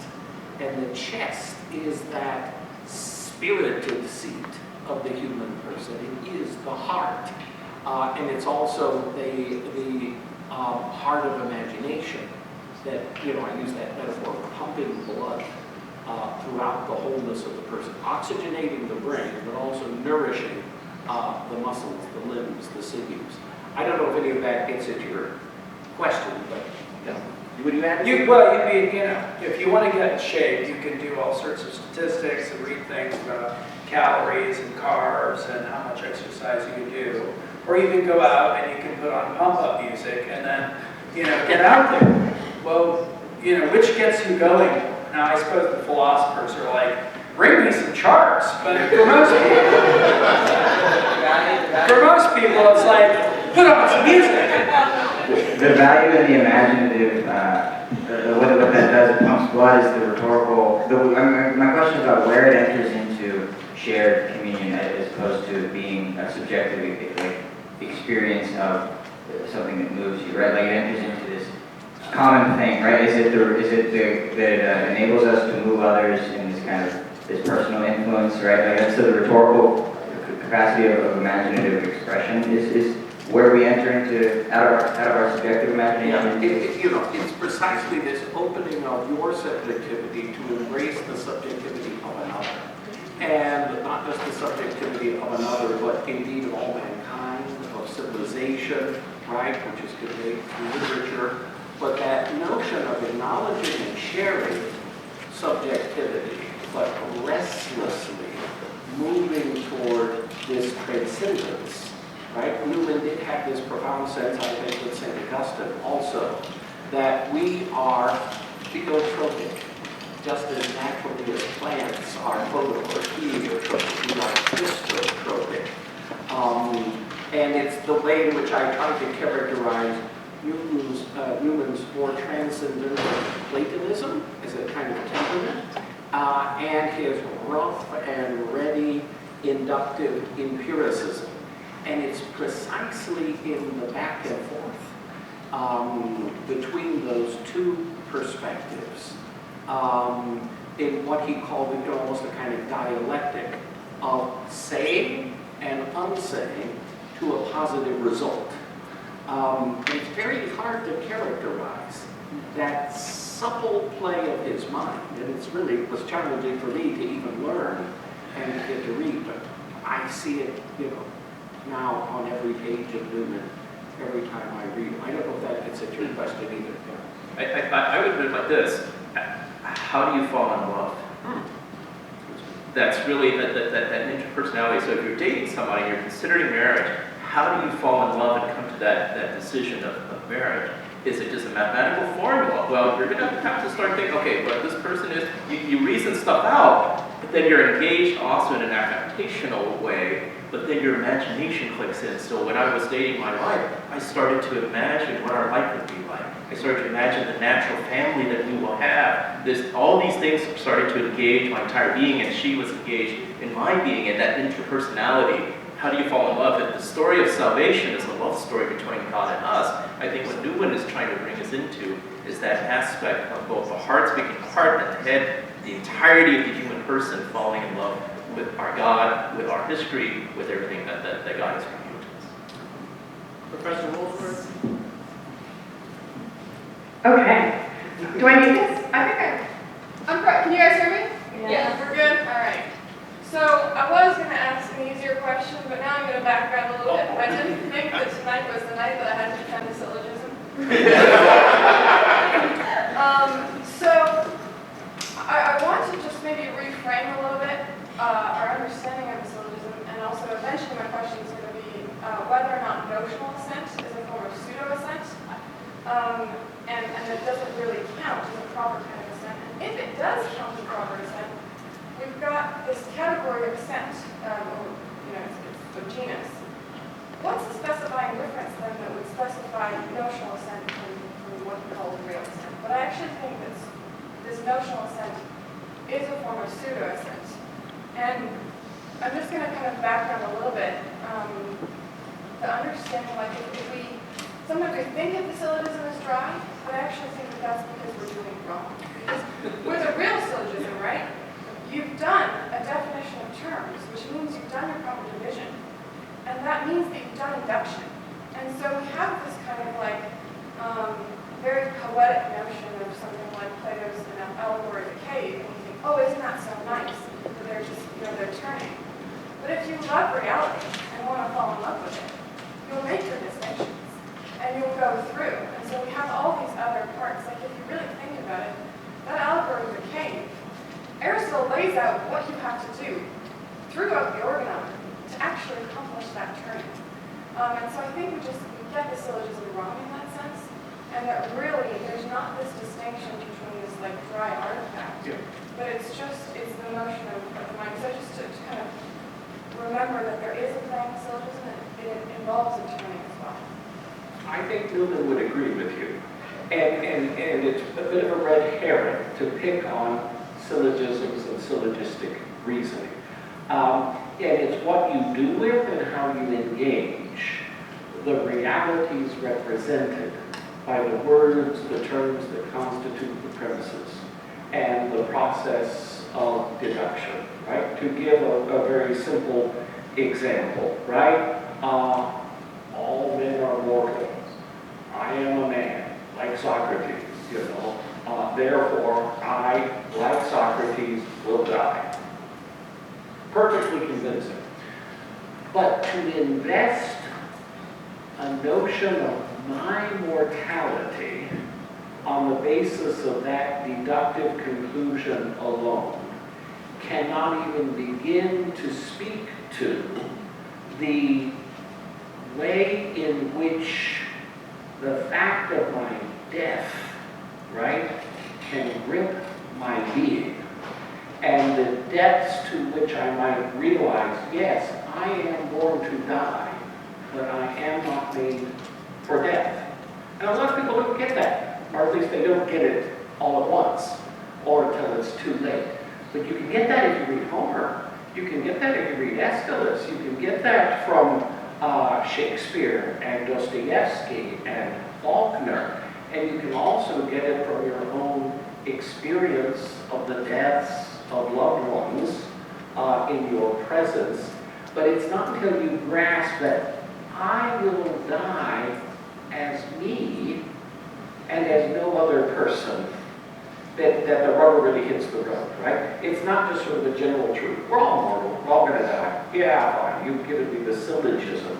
But you see what the terms of the syllogism have to reach down, reach within. And I think that's Newman's fundamental point. I don't know if that's an answer to your concerns. Yes, I think part of my concern is that we sometimes divorce these two, like the distinction is distinguishing and saying notional assent versus real assent, and that those seem to be two forms. Yes. But in fact, in real assent, maybe you can't articulate it, but there is a syllogism going on Yes. there, because that's how the mind. Here's a quotation from the grammar. In its notional sense, says Newman, the mind contemplates its own creations instead of things. In real assent, it is directed towards things represented by the impressions which they have left on the imagination.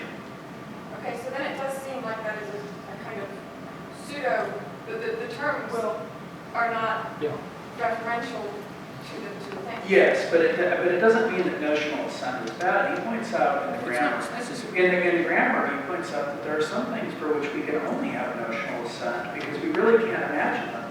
And the biggest one is the Trinity. Where we really don't know how that works. All you can do is go 3, 1, 3, But we come up with these things, and you're Irish, you're like, oh, it's a shamrock. But why do we do these? Because we really only have notional assent. So he says some of those things we can only rely on, but the human person operates on basically two systems. And generally speaking, I think you're right that we do create syllogisms, but they're really complicated ones, right? And they're not really, they're not all analyzable in the way that maybe professional philosophers would like to do without very long books. I mean, Ben gives the example of, well, why did you marry your wife? Well, if I were to tell this story, it would probably involve like, I met her at this football game, I was pushing her around and she kind of took it well, and then I watched Jerry Maguire and I thought, oh, she's like this. And, the whole thing is this long, complicated explanation that involves images, impressions, things that are not, I suppose you could put them in standard syllogistic form, but you'd sound silly. And so Newman thinks that most of our reasoning is much deeper than you can go in that explicit form. And most of us operate on an informal system of reasoning in which we're operating doing syllogisms, but they're very complicated and we don't really think through the steps. We jump around and do all that sort of thing. And he thinks that usually when we resort to explicit logic, it's because there's something where we're confused. That's when you go down and you write down the pros and the cons and you do all that sort of stuff. But normally speaking, he thinks, we're natural reasoners. And so that's the general method. But it's not that it's bad, it's just that it's a kind of incomplete thing in most cases. I think, one last comment, or move on. There was a coherency issue, so on the flag rule, I'll let you talk. Okay. No, you get one more go.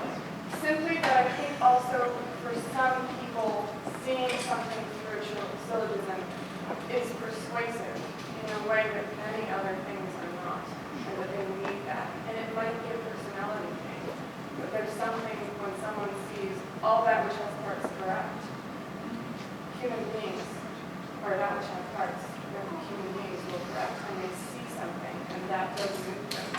So I'm just worried that we will sort of put that to one side. But I mean, you can go through Zoom articles, he's arguing and using those, and that's there. And we value that, and and I'm not denigrate it because it's present, and I think also our mind needs it, and just not kind of downplay that. Dr. Wolf? Speaking of Summa articles, you mentioned that Leo the 13th made him cardinal. I was wondering, did Newman have any influence on Leo the 13th? Because, I mean, in terms of people who had the most impact on us having Catholic universities, I think Leo the 13th is the most important. But Newman is kind of this intellectual godfather for him. And I remember reading, I think, in Apologia Pro Summa, he went to Italy and he wanted to study Aquinas there, and he went around, and he said that he was pathetic. He couldn't find anybody he could study with there. And so, I mean, Leo had Tappinelli, that was fortunate, but I was wondering if there was some kind of connection. Well, I mean, I think Leo had read it because it was one of the first decisions of his pontificate was to name Newman a cardinal. And he said, people say he's too liberal, but I'm gonna make him a cardinal. And when Newman went, I mean, first of all, it was another one of these sort of absurd things because at the time, non-archbishop cardinals generally resided in the city of Rome. So when Newman got the first note saying, we want you to be a cardinal, he was like, no, I don't think so. It's like, wait, what? And so it went around 2 or 3 rounds, and finally, it's like, you don't have to move to Rome. He's like, okay, all right, I'll do it. So when he went to Rome to receive the red hat, he actually, he brought with him all of his books in English to present to Leo the 13th. So, I think Leo did, but I've not seen a study on what the exact influence was, but I'm sure there's probably an article right there, maybe a book, who knows. Professor Zimmer? I was struck by Newman as a Platonist, and I was actually thinking that in a way from your presentation that Newman is more of a Platonist than Plato is. Maybe. So what I'm thinking about in Plato, the intellectual part of the soul is integrated with love for truth, and the desire is not a propositional, something you express in a proposition, but it's actually a personal experience of transcendent truth. Talking about Newman, talking about literature, right, as books or people in print, and Plato's dialogues is like the whole of Athens is there like in print, right, for us. And the idea of the personal influence, right, the teaching really is between people, right, and for Socrates. But yet, Plato doesn't have a positive account of art very much. I mean, you can draw it out, and imagination is at the bottom, right, of the divided line. So, in a way, it seems that Newman's positive account of imagination kind of fills in something that's missing there. That Plato can't account for the very thing that he's doing, right? Where it seems that Newman could account for it better than Plato could. And I found that striking from the presentation. I think that's very well put. And of course, you know your Plato much better than I do, but I think you're spot on. And I was characterizing a sort of generalized temperamental, specifically Christian Platonism that's not at all systematic. He was a great student of Aristotle, in fact, also. But in some sense, it's a notion of Plato mediated and filtered through a specifically incarnational Christian mentality that's picked up in the 17th century Cambridge Platonists, who then go on to inform and shape people like Samuel Taylor Coleridge. And you can get into interesting discussions of the degree to which Newman read or was influenced by Coleridge, or the degree to which they occupied similar intellectual space in the burning issues of the day. But yes, I mean, Coleridge is emphatic in saying that the imagination is our primary faculty of perception. It is the means by which we know and engage reality in its as Scots would, in its haixiotus, right? Its thisness, its here-ness and presence. But yet, all the phenomenal realities nonetheless avail of the invisible, right? All right. Well, let's thank our panelists once again.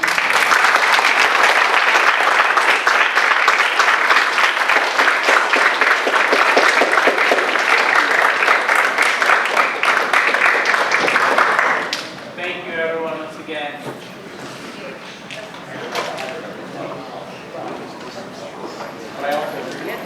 Exactly.